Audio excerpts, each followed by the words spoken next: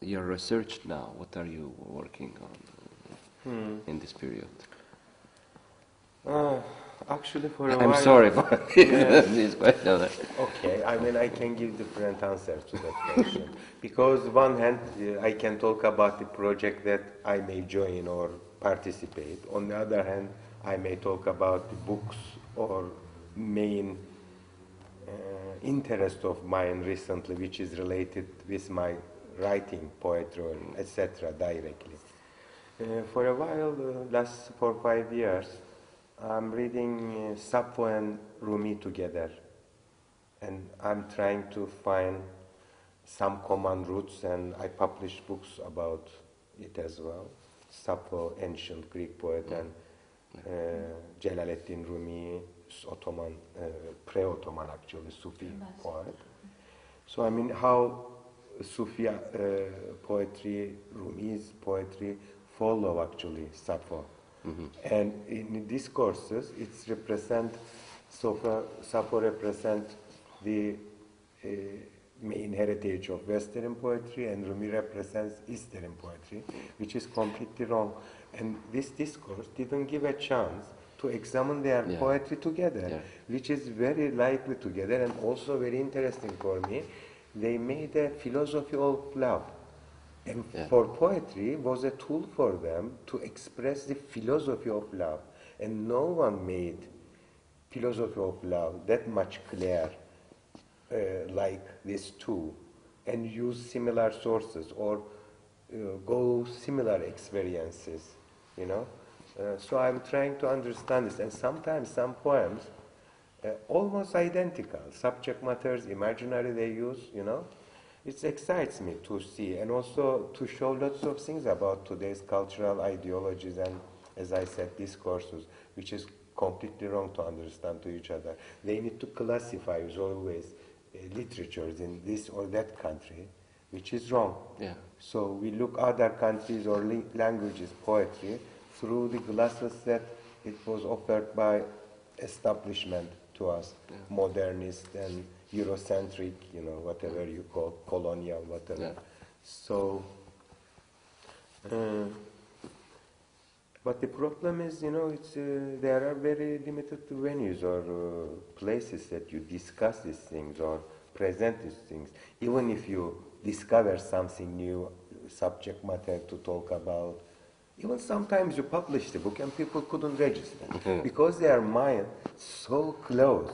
So when they read and they don't understand what you say, you know. For me, it's very interesting. This, it's very important. Also, it's not only, I think, not only love, philosophy of love, also philosophy of beauty. Oh yeah.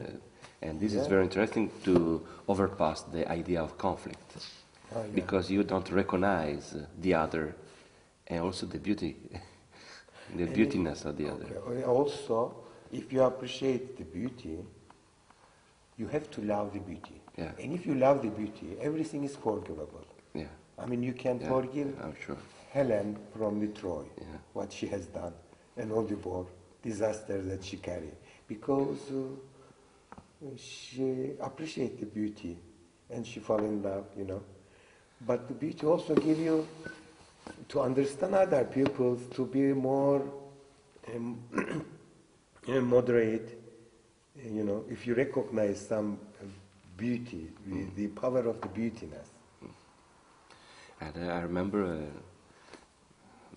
that my memories about the text of Gorgia, Encomio di Elena, Encomio of Elena.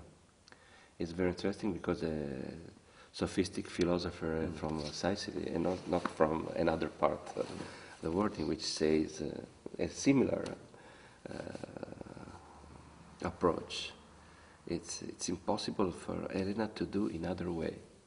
Because it's the beauty, the perspective of Elena, not the true. It's very interesting, I think, also.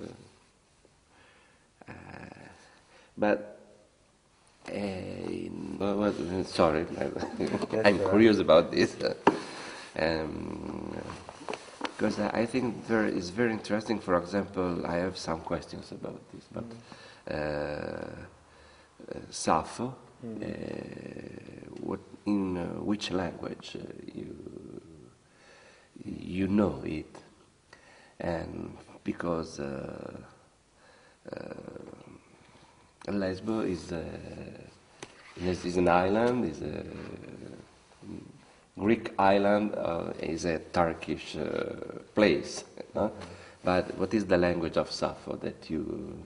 You know, Sappho's dialect is actually Eastern dialect. Yeah. Sappho's dialect was not established ancient Greek dialect. Eleo dialect, which is considered as Eastern Greek dialect. And the first time when they found Sappho's writing text, it was in Alexandria, Egypt. Yeah. So I mean, Sappho wrote in Eastern Greek, and they recorded in ancient Alexandrian Greek. So actually, basically, Sappho's language is this, ancient, of course. Lesbos is a very strange island because in Ottoman time, it's also known as Midilli, Mytilene. But you know, it was a fashion in part of nationalism process. Mytilene, although it was Greek, but Rumi Greek, you know, which they call themselves Romeos. Yeah. And Turks call themselves Rumi. That's why Rumi's name is Rumi. Yeah. Because there were no Turk or Greek, but Muslims in those regions call themselves Rumi, and Christians in that region call themselves Romeos. Actually, same people, which means comes from Eastern Rome. They consider their identity Eastern Roman identity. Yeah. Anyway, it's barracks. Then Sappho, Lesbos play important cultural role also in Ottoman period. Yeah. And lots of Turkish population used to live there, or is Turkish-speaking population. Lots of conversions happen so far. But it is interesting that translation from Sappho, they translate it from English or French as if it is kind of a essential poet, ancient poet, like from Japan, that we have to know. Like you have to know haiku. Yeah. So Yes, it's kind of a cultural knowledge that you have to know haiku. So you have to know Sappho, but it's nothing to do with us. Yeah. But most probably, lots of descendants of Sappho became Turkish Yeah. on this island. I mean, I'm speculating. Or it's very close. Yeah. And these traditions, poetic traditions, passed to Turkey in another forum. The poems that he wrote, the style, the vocality, it's almost similar with Divan Aruz poetry, which is related with Persian, Ottoman and Persian poetry.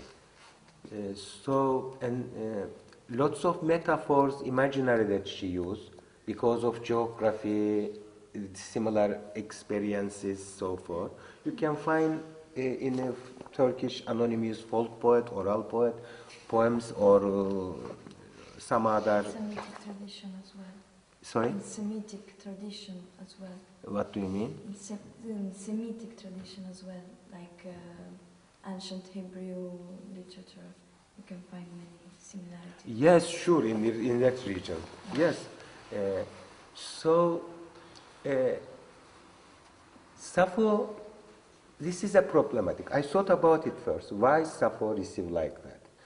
There is a discourse in Turkey called Anatolianism, kind of a so-called progressive Turkish nationalism, which they try to integrate all Asia Minor's culture, including Greek, as a part of Turkishness, contemporary Turkishness, and they accepted Homeros and some ancient Greek writers as Anatolian. So I mean, Troy is Turkish. So I mean, Trojans. They support Trojans, for example. You know, like Atatürk says after the First World War, then when they defeat Greeks, oh, Troy won the war. You see, this concept exists, but still in this concept, Sappho has no place. So I thought about it. Perhaps Sappho has a secondary position in Western literary discourse. Very recently, and related with feminist studies or lesbian, they began to make search. So I mean, even those clique in Turkey, literary clique, took Homeros, accepted Homeros as so-called Turkish, our citizen Homeros, you know, but not Sappho. Why is that? Because it's secondary in Western culture, so they don't want to take it, or because she was a woman or lesbian. Yes. So what was Of it? course. You know what I mean? Yeah. So I mean, this is kind of interesting. Yeah. But there is no effort to translate from the original language. There is full translation Yeah. of Sappho into Turkish from ancient Greek, full, by a Greek from Istanbul. Modern translation. Yes. Contemporary. There are lots of translations, but one of those translations was made by a Greek from Istanbul and include all translations. There are some other kind of translation from English language, compare with Greek or directly from English. I try to read in three languages, both Greek compare with Turkish or English. There are lots of study and sources in English that you can't even find in Greek languages. Recent studies on Sappho. Okay. The translation is one of the Main things, yes. yeah. Yes. Nowadays, One of the most important matters for the existence of poetry also. yes. I think there are lots of Italian, for example, Sappho spent some time in Sicily. She escaped and lived in Sicily for a while. I don't know if there are any Italian translations or any things. From the original. From the original text. Yes. Of course. There is big If tradition you of want, we critical can give you translations. some news about Really? about this. Okay, but you I want to do. I want to do. It's important. This It's also this I will subject be is very grateful. She important. was translated in the Roman age, of course. Yes, by- sure. Yes, that's It how it it survived. continued to be Yes, translated if Yeah. Italians in didn't centuries. translate her, she wouldn't survive. She wouldn't be a part of the literary That's why. discourse in West because Catullo, poi viene ripreso, Certo, Catullo, certo, poi certo. viene- Yes, Catullo, this is the way. it's So- himself has been translated so again. So exactly. So translation was very important since ancient times, not Yeah. today. Yes. Roberto, sorry for this series of questions, but No, that's okay. I mean, we are thirsty. we are. I mean, I also learn from you. I mean, I love to know more about, and also how they receive Rumi in this country. Do they receive just a Muslim Oriental poet or something? They realize that it's actually his name, even his name is Rom, you know. His name is Rom, so something that they have a connection with as Italian, I mean. Yeah. I would like to ask you something more